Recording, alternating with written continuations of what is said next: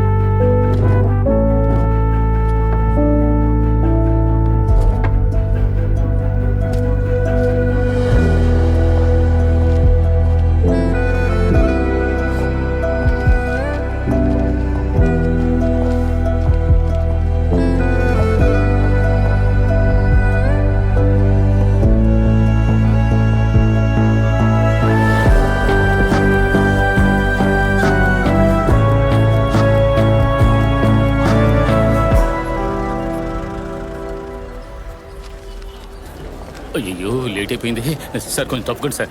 Sir please తప్పుకోండి sir. అయ్యో sir, మధ్యాహ్నం తర్వాత కదా వస్తా అని చెప్పారు. Good morning Kumar. మధ్యాహ్నం వరకు వెయిట్ చేయలేకపోయాను, అందుకే. Okay sir. ఏ కోర్టులో ఉన్నారు? 5వ వార్డులోనా?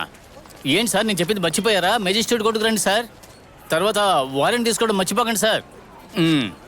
100 పనులు ఏం చేయాలో అర్థం కావడం లేదు. తర్వాత మీ విషయం గురించి ఒక వకీల్తో మాట్లాడాను. ఉండండి, మళ్ళీ మాట్లాడి చూస్తాను. ఆయన బాగా ఎక్స్పీరియన్స్ ఉన్న వకీలేగా? ఏంటి అలా అడిగారు? మేము చాలా అనుభవం ఉన్న వాళ్ళతో మాత్రమే డీల్ చేస్తాం. ఆయన చాలా బిజీ, ఏ కోర్టులో ఉన్నారో తెలుసుకోవడమే కష్టం.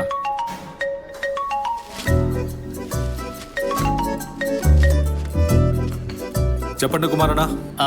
ఎవిన్ సార్, ఇప్పుడు ఏ కోర్టులో ఉన్నారు? కోర్టులోనా? కోర్టులో ఉంటే నేను ఫోన్ తీస్తానా?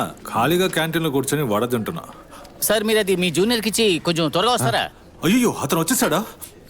2 నిమిషాలు వస్తున్నా. అతన్ని పట్టుంచండి, పారిపోతాడేమో. ఏంటి వకీలు, కోర్టు గౌన్ తీసుకుని బయలుదేరావు?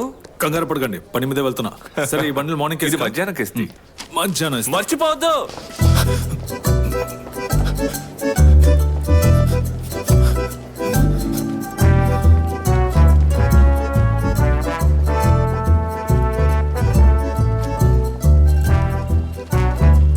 హలో కుమార్. రండి సార్.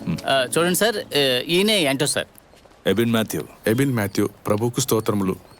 ఇలా చూడండి సార్, ఈయన నాకు చాలా బాగా కావాల్సిన వాడు కాబట్టి ఈయన కేసును ప్రత్యేకంగా మీకు అప్పగిస్తున్నాను. మిగతా విషయాన్ని సార్తో డైరెక్ట్ గా మాట్లాడుకోండి. నాకు ఒక చిన్న పని, దీన్ని వెళ్ళొస్తాను. కుమార్, మనం మళ్ళీ మీట్ అవుదాం. Thank you. Okay sir. Okay sir. అసలు ఏం కేసు మీది? సార్, మనం ఆఫీస్లో కూర్చొని మాట్లాడదామా? ఓకే, మీ ఆఫీస్లో కూర్చొని మాట్లాడదాం. ఉందా సార్? నా ఆఫీస్లో వద్దు, మీ ఆఫీస్లో కూర్చుందామా? నా ఆఫీస్లో? నా ఆఫీస్కి వెళ్దాం.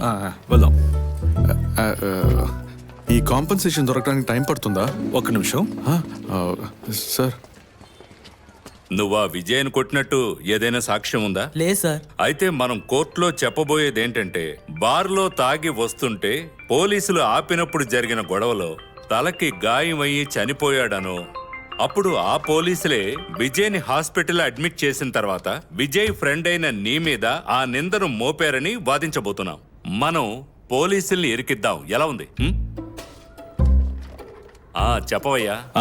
హలో, నేను అడ్వకేట్ ఎబిన్ని. ఆ రోజు చెప్పానుగా, వీలైనంత త్వరగా ఆ ప్రాపర్టీని ఖాళీ చేయించండి. అయ్యో, ఉన్నట్టుండి ఖాళీ చేయమంటే ఎలా? ఇప్పుడు అక్కడ మనుషులు ఉన్నారు. ఆ విషయాలన్నీ నాకు అనవసరం. ముందు ఖాళీ చేయించండి. నాకు ప్రెషర్ పెరుగుతూ ఉంది. అయ్యో, కొంచెం అర్థం చేసుకో. ఇప్పుడు దాన్ని ఇంకొకరు యూజ్ చేస్తున్నారు. ఇలాంటి ఎన్ని కేసులు నీ కెరీర్లో చూస్తుంటావు. అయినా ఆ సెక్షన్ గురించి నన్ను చెప్పమంటే ఎలా? అయ్యో, ఏమైంది సార్? ఉదయం నుంచి ఒకటే తలనొప్పి. మనం ఏదైనా తినొద్దామా? నేను తిన్నాను సార్. నువ్వు తినక్కర్లేదు, నేను తింటాను. పర్స్ తీసుకురావడం మర్చిపోకు. రా.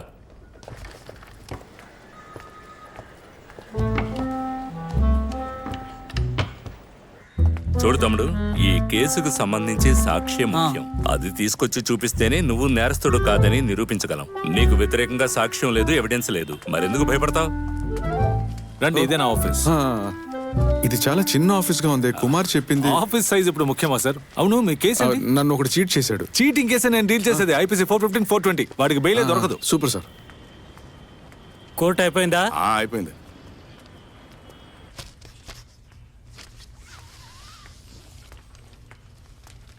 లోపల ఎవరున్నారు? జామీన్లో వచ్చిన పార్టీ. ఓ, దీనికి అబ్జెక్షన్ రెడీ చేయండి. ఎలా కట్టాలో కూడా నేర్చుకోలేదా మాధవి? మేడం పెద్ద వకీలు, కానీ ఫైల్ ఎలా కట్టాలో కూడా తెలియదు.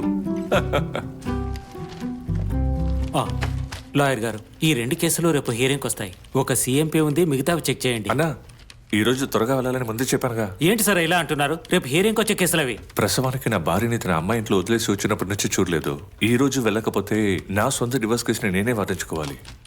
అనే పర్వాలేదు, ఆయన వెళ్ళనివ్వండి, నేను చూసుకుంటాను. ఇదంతా పూర్తి చేసేసరికి తెల్లారిపోతుందమ్మా.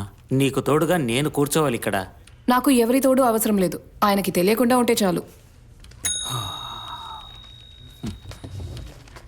థ్యాంక్స్. చాలు చాలు, దయచేసి ఐస్ పెట్టే పని వద్దు. సీనియర్స్ ముందు ఎప్పుడు నా పరువు తీయాలని అనుకుంటారు కదా, ఇంకెప్పుడు అలా చేయకండి. లేదంటే మంజు అక్కకి మెసేజ్ చేసిన విషయం సార్కి చెప్పాల్సి ఉంటుంది. అదేం లేదు, తన డివోర్స్ కేసులో డౌట్స్ ఉంటే. అర్ధరాత్రులా? సార్ రమ్మన్నారు.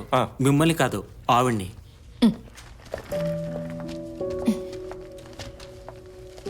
చార్జ్ షీట్ రానివ్వండి, ఆ తర్వాత మనం ఎఫ్ఐఆర్ సంగతి చూసుకుందాం. సార్, ఈఎంఐ నేను చెప్పింది. మాధవి, వీళ్ళే bail assurities. Hello hello. Aadhaar card copy, tax pay చేసిన రిసిప్ట్స్ అన్ని ఉన్నాయి. రేపు మధ్యాహ్నంలోగా ఎగ్జిక్యూట్ చేసేయండి. ఓకే. కాదు సార్, జామీన్ కోసం మీరు వస్తేనే సార్ బాగుంటుంది. జామీన్ ఆల్రెడీ మీకు వచ్చేసింది కదా, నేనే కదా మీకు ఇప్పించింది. ఇది కేవలం డాక్యుమెంట్ సబ్మిట్ చేసే విషయమే, అది మాధవి చూసుకుంటుంది. అది ఓకే సార్, కానీ ఏదైనా సమస్య వస్తే వీళ్ళందరూ ఫ్రెషర్స్ కదా. మాధవికి చాలా ఎక్స్పీరియన్స్ ఉంది, పైగా ప్రాబ్లమ్స్ ఏమీ రాకూడదనే కదా ముందుగానే డాక్యుమెంట్స్ అన్ని తీసి పెట్టుకునేది. మీరేం భయపడకండి.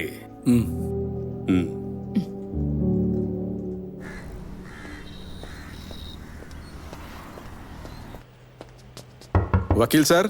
రా రా, ఒక్క నిమిషం తినేసి వస్తాను. సారీ, నేను తెలియకుండా వేరే ఆఫీస్కి వచ్చాను. అదేం పర్వాలేదు, వచ్చేసరిగా కూర్చోండి.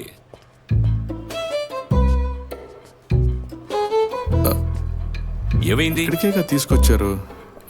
ఎక్స్క్యూజ్ మీ, నేను వకీల్ సార్ని కలవాలి. గుండ్రాయిలా నీ ముందు కూర్చున్నానుగా.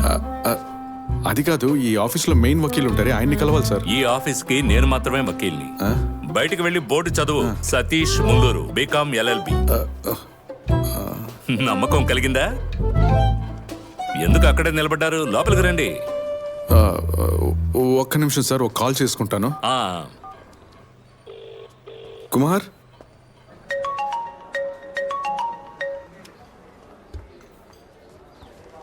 వాడికి నేను అన్ని విషయాలు చెప్పాకే పంపించాను. అయినా విధవ ఎందుకు వచ్చాడు? అది నువ్వు చెప్పిన లా పాయింట్స్ అన్ని వాడికి అర్థమై ఉండవు. ఆహా, దానికి ఛాన్స్ లేదు. ఆఫీస్ కండిషన్ చూసి డౌట్ వచ్చి తిరిగి వచ్చింటాడు.